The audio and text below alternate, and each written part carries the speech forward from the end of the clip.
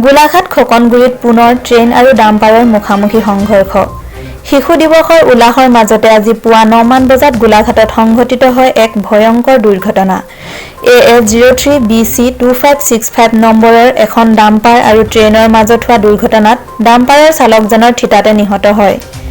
বিগত বহু সময়ত এই স্থানত বহুবাৰ এনেধৰণৰ দুৰ্ঘটনা সংঘটিত হৈ আহিছে যদিও ৰেল বিভাগে কোনো ধৰণৰ ব্যৱস্থা হাতত নোলোৱাত ক্ষুব্ধ হৈ পৰিছে সাধাৰণ জনতা।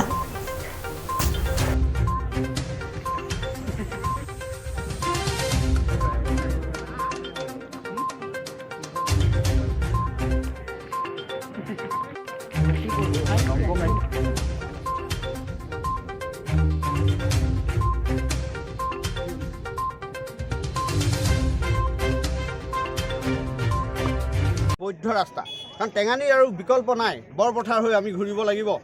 এই কথাটো ৰক্ষা কৰিবৰ কাৰণে, এই ৰেল গেটটো ৰক্ষা কৰিবৰ কাৰণেই আমি বহু প্ৰচেষ্টা কৰাৰ পিছতো কিন্তু বালি মাফিয়াসকলৰ, বালি মালিকসকল, ডাম্পাৰৰ মালিকসকলৰ, ড্ৰাইভাৰসকলৰ উৎপাতত আমি সুকলমে এই ৰাস্তাটো ৰক্ষা কৰিব পৰা নাই। আজি আমি কোৱা শুনিছোঁ যে ইয়াতে এটা পোষ্ট পুতিব, যিটো পোষ্টৰ যোগেদি আমাৰ আজি বেমাৰী এজন হ'লেও, এজন বেমাৰীকো আমি আজি উন্নত চিকিৎসাৰ কাৰণে নহয়, সৰ্বসাধাৰণ চিকিৎসাৰ কাৰণে বিলগাঁও হস্পিটেললৈ হওক, নুগুৰা হস্পিটেললৈ হওক বা গোলাঘাটলৈ হওক আমি নিয়াত আজিৰ পৰা হয়তো আমি ব্যৰ্থ হ'ম। য'ত নেকি এনেকুৱা এটা পৰ্যায় পাবহি আমাৰ টেঙানী ৰাইজ ঘৰতেই পচি পচি মৰিব লাগিব। আৰু ইয়াৰ এটা সুব্যৱস্থা কৰিবৰ কাৰণে মই ভাবোঁ প্ৰশাসনিক দিশেৰে হওক, কেনেকৈ হওক, যিকোনো প্ৰকাৰে আমাৰ ৰাস্তাটো সুৰক্ষিত কৰিব লাগে।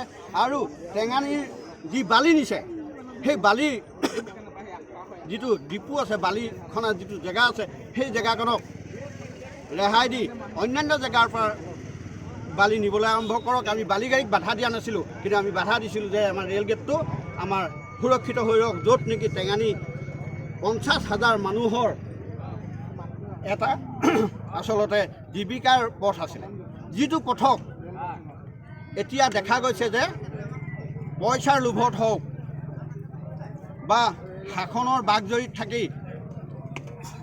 যি দপদপনি হওক, তাৰ যোগেদি আমাক ডমিনেট কৰি দবাই পিনি আমাৰ মূৰৰ ওপৰেদি বালিগাড়ী নিয়াৰ পৰিণতি স্বৰূপে আজি এজন ড্ৰাইভাৰ, এখন গাড়ী এক্সিডেণ্ট হৈছে। কিন্তু সেয়া মাত্ৰ অকণমান ঘটনাৰ কাৰণে, যিটো ঘটনাই আমাক কিন্তু এখন বালি গাড়ীৰ মালিকৰ কাৰণে এইটো কোনো ডাঙৰ ঘটনা নহয়, কিন্তু আমাৰ টেঙানী ৰাইজৰ কাৰণে এটা বৃহৎ এটা ক্ষতি হোৱা ৰাস্তা বুলি মই ভাবোঁ।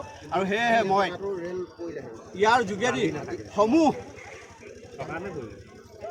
বিভাগীয় কৰ্তৃপক্ষই হওক বা প্ৰশাসনিক দিশকে হওক বা আজি জনপ্ৰতিনিধিকে হওক, যিসকলে মানৱ কল্যাণটো, আমাৰ ৰাইজৰ কল্যাণটো বিচাৰে, তেখেতসকলে যেন ইয়াৰ এটা সুব্যৱস্থা লয়, তাকে কামনা কৰি মই এই কথাকেইটা ক'লোঁ আপোনালোকক।